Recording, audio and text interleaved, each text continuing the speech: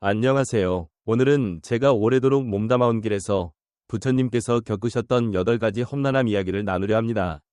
아마 우리 모두 인생을 살다 보면 조용하고 편안하기만 한 세월을 쭉 이어가기란 거의 불가능하다고 느끼게 되죠.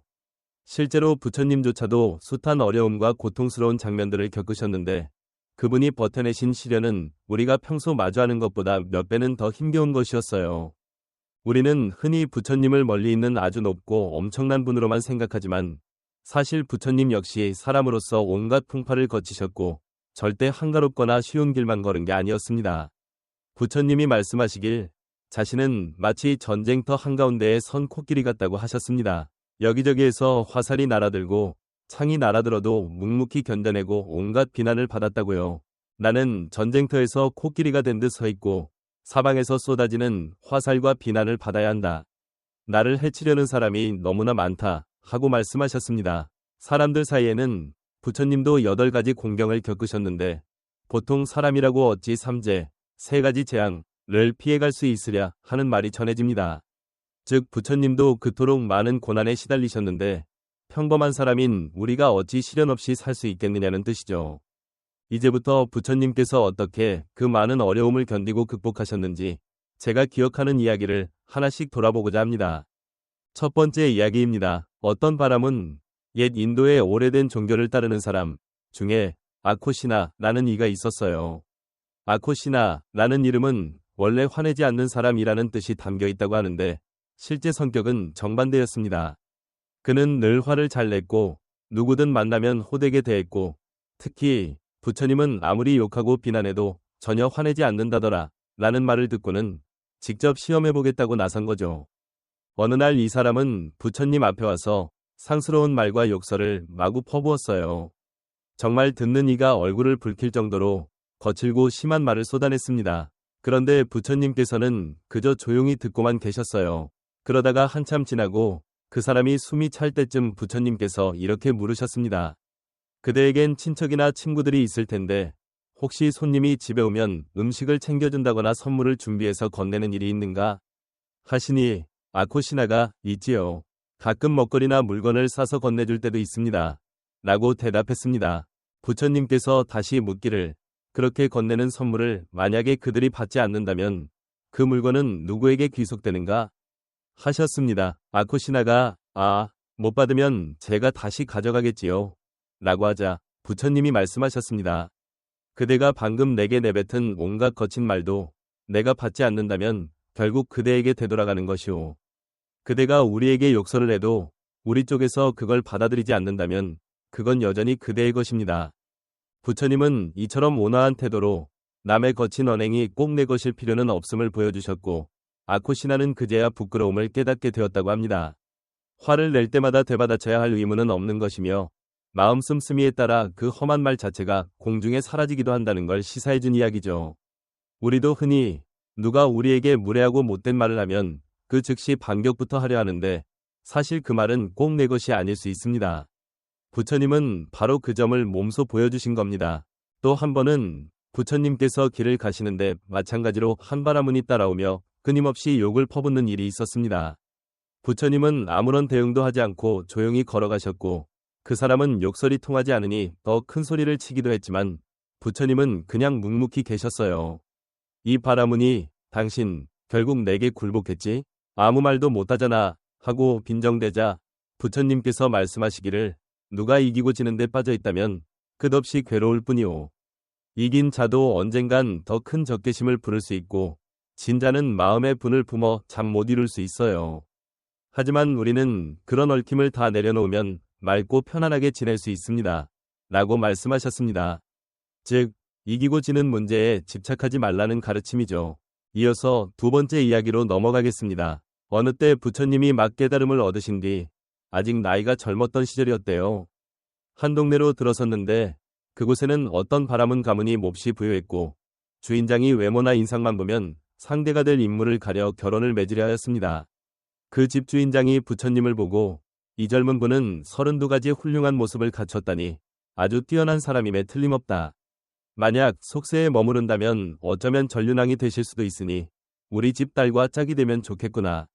이런 생각을 했다고 합니다. 그래서 그는 아내와 상의해 직접 부처님께 딸을 소개하겠다고 찾아왔답니다. 그런데 부처님께서는 사람의 겉모습이 어찌 대단하겠소. 속은 온갖 더러운 것이 가득할 뿐 외양으로 뭘 평가하겠소.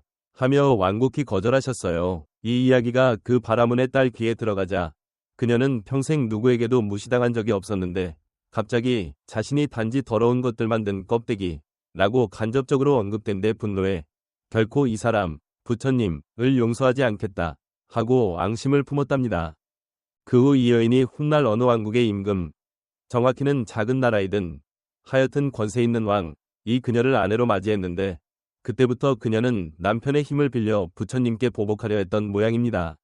어느 날 부처님께서 그 땅에 다시 오자 그녀는 동네의 사나운 자들을 매수해 부처님을 무더기로 따라다니며 욕하고 비난하게 했다고 해요.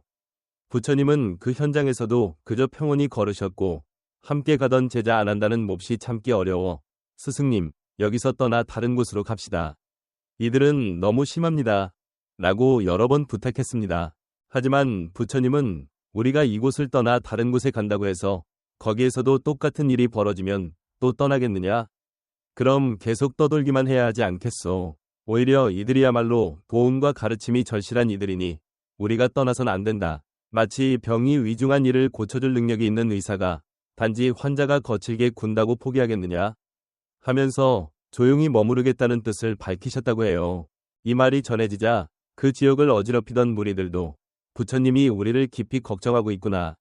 우리가 오히려 미안한 짓을 했구나 하며 부끄러움을 깨닫고 거꾸로 부처님께 감동을 받고 구도자가 되었다고 합니다. 이렇게 하여 원래 부처님을 내쫓으려 했던 이들조차 마음을 돌이켜 부처님의 가르침을 받게 되었다 하죠.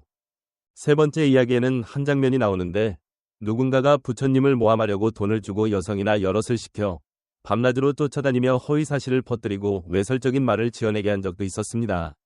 그중 한 일화로 신사라는 여인이 부처님께 접근하여 이상한 누명을 씌우려 했다는 이야기가 유명해요.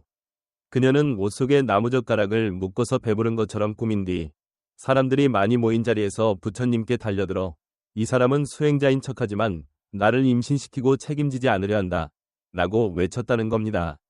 그러나 곧 옷 속에 감춰진 젓가락 묶음이 떨어져 나와 이 모함이 거짓임이 드러났고 군중이 분노해 그녀를 벌하려 했으나 부처님은 그렇게 하지 마라. 이 사람은 제대로 길을 모르고 있을 뿐이다. 우리는 아픔이 있는 이에게 도리어 길을 보여줘야 한다 하셨습니다. 그리고 차분히 가르침을 전하자 신사는 깊이 반성하고 마음을 고쳐 진솔하게 살아가게 되었다고 합니다. 네 번째 시련은 부처님께서 왕상, 리더가 있는 지역의 대형 수행처에 머물 때 벌어진 일입니다. 그곳에 많은 사람이 부처님을 존경하고 찾아왔는데 그중 한 바라문이 늘 불만이 컸어요. 이 바라문이 자기 딸을 한번 부처님께 억지로 연결시키려 했다 실패하자 아예 딸을 살해한 뒤 몰래 묻고는 이거 부처님이 해쳤다 고 거짓 신고를 한 일이 있었습니다. 부처님께서는 어떻게 결백을 증명하기 어려웠지만 그때 다행히 조사나 증언을 통해 실상이 밝혀졌고 오히려 그 바라문이 사람들 앞에서 거짓을 한 것이 드러나 버렸다고 하죠. 이래서야 사람들이 이 사람은 부처님을 해치기 위해 이런 악행까지 서슴지 않는구나 하고 깨달아 부처님의 결백이 밝혀졌다고 합니다. 다섯 번째 이야기로 부처님의 사촌인 대와다타 이야기가 나옵니다.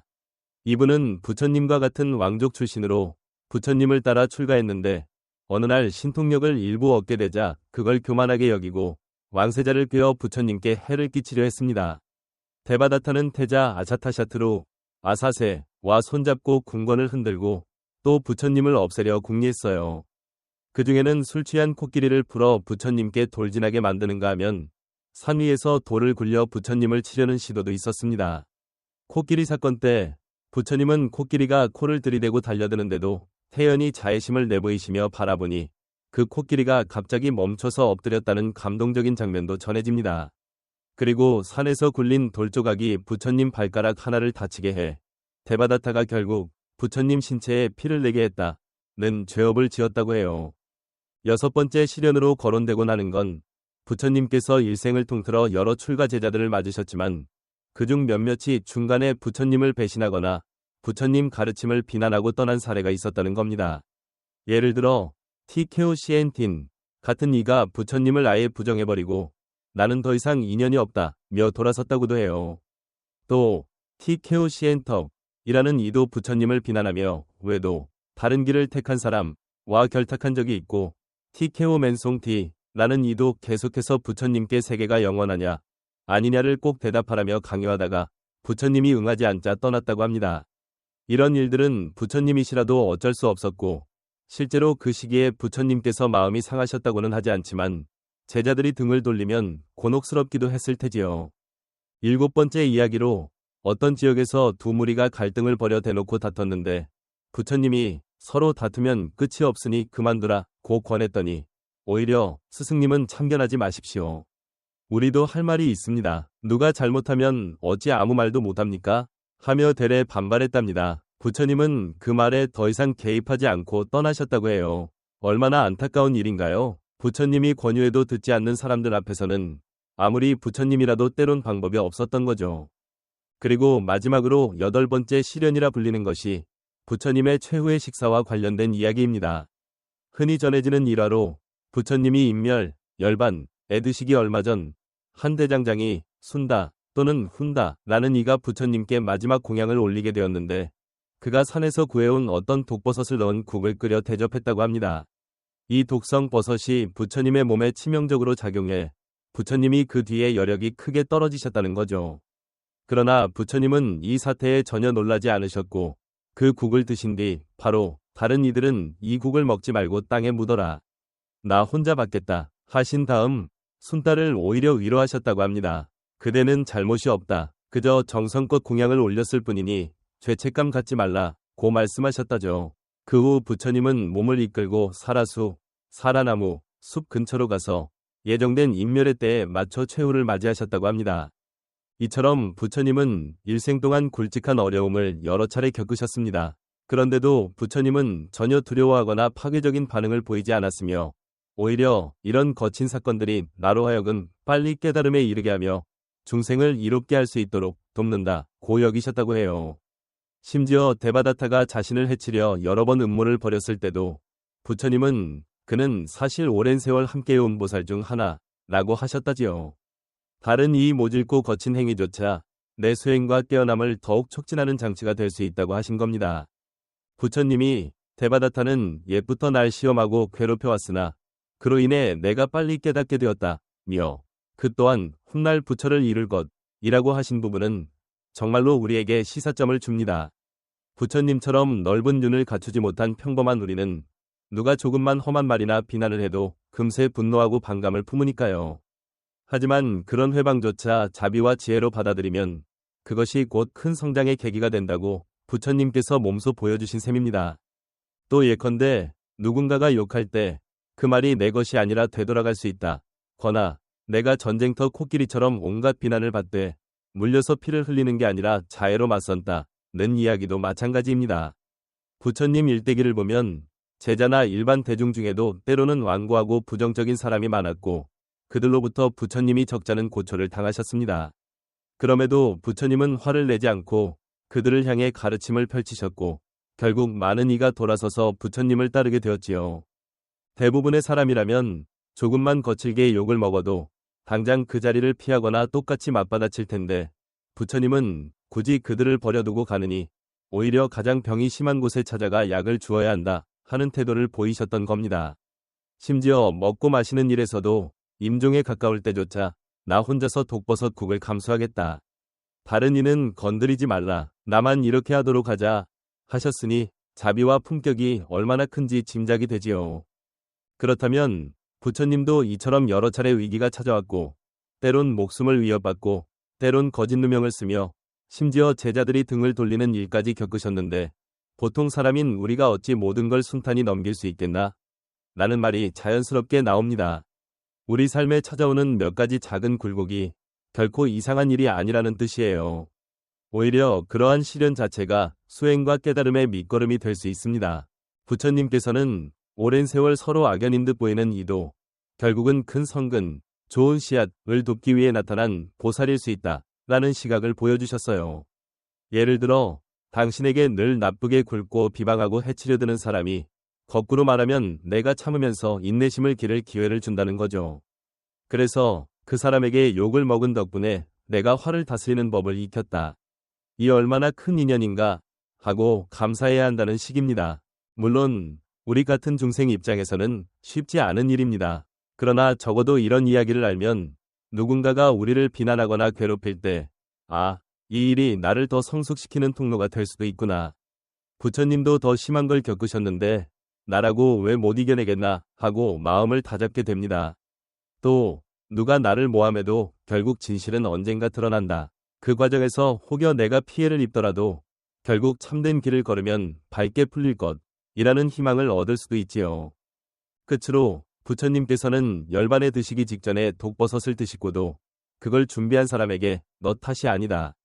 오히려 좋은 공덕이 될 것이다 하고 웃으며 말씀하셨다고 해요. 부처님은 이미 자신이 인멸할 때가 가까웠음을 아셨고 이것이 전혀 우연한 사고가 아니라 예정된 인연이었음을 받아들이셨다는 겁니다. 그래서 사람들에게 이 일로 슬퍼하거나 원망하지 말라. 내가 길을 떠날 때가 됐을 뿐이라고 당부하셨다는 거죠. 이처럼 부처님 인생을 살펴보면 8가지 커다란 공경과 무수한 작은 곤란이 있었지만 그 모든 일에 부처님은 동요하지 않고 오히려 자비와 지혜를 보이셨습니다. 그리고 나를 해치는 자, 욕하는 자, 속이는 자조차 결국 한때의 업에 묶여 있을 뿐 깨달음을 함께 나눌 인연이다 라고 말씀하시며 결코 원한을 품지 않으셨지요. 이런 점은 우리에게 정말 큰 귀감이 됩니다. 마지막으로 누군가 부처님조차도 8가지 시련을 피하지 못했는데 왜 우리는 작은 시련에도 쉽게 무너져 버릴까 하고 자책할 수도 있겠지만 중요한 건 그 시련을 대하는 태도 아닐까요? 부처님도 아픔과 모함과 배신을 당하셨으나 그때마다 더 큰 포용과 이해로 대응하셨습니다. 우리라고 못할 건 없겠지요. 다만 한 걸음씩 부처님 가르침을 생각하며 스스로를 다스리는 노력이 필요하겠습니다. 이렇게 부처님의 8가지 험난함에 대한 이야기를 쭉 되짚어 보았습니다. 듣고 보니 부처님이야말로 평생 평온만 누린 존재가 아니고 오히려 인간사에서 가장 험한 비난과 배반, 위협들을 숱하게 겪으셨다는 걸 알 수 있죠. 그럼에도 부처님께서 결국 깨달음의 길을 완성하시고 우리에게 길을 열어주셨다는 건 참으로 놀라운 이야기입니다. 오늘 이야기가 조금이라도 도움되셨길 바라고 혹시 삶에서 무엇이든 막히고 억울한 일을 당했을 때 아, 부처님도 그런 풍파를 온몸으로 겪으셨었지 하고 떠올리시며 조금이나마 용기와 자비심을 낼 수 있으면 좋겠습니다. 결국 부처님은 말년에 드신 그 한 그릇의 독버섯 수프마저 담담히 맞으시고 자기를 해치려던 이들조차 감싸 안으며 떠나셨으니까요. 우리도 그 큰 가르침을 가슴에 새긴다면 어느 순간인가 조금 더 넓은 마음으로 어려움을 넘어설 수 있으리라 믿습니다. 함께 이야기를 들어주셔서 감사합니다. 늘 편안하시길 바랍니다. 오늘 영상이 도움이 되셨다면 구독과 좋아요 부탁드립니다. 끝까지 경청해주셔서 감사합니다.